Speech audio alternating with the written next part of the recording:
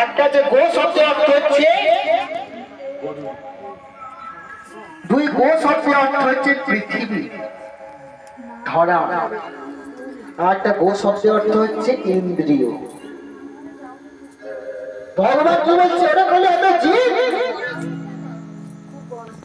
আমাদের মনের মধ্যে যে ইন্দ্রিয় গুলো আছে সেই ইন্দ্রিয় বলে জড় করতে বলছে।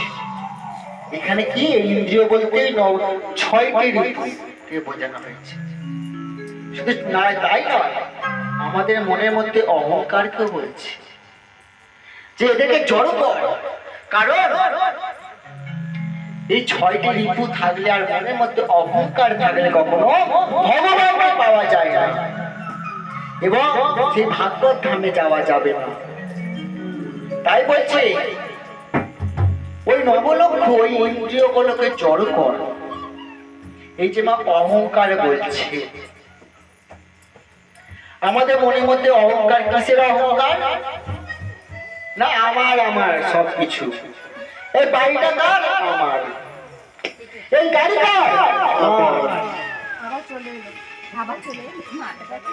এই সম্পত্তিটা কার? আমার। ছেলেটা কার? এই সন্তান আত্মীয় স্বজন কার? আমার। গর্ব করে বলছে আমার। আরে আমার আমার বলিস জানে, আমিটা কে? আমিটাকে কে দিয়েছে?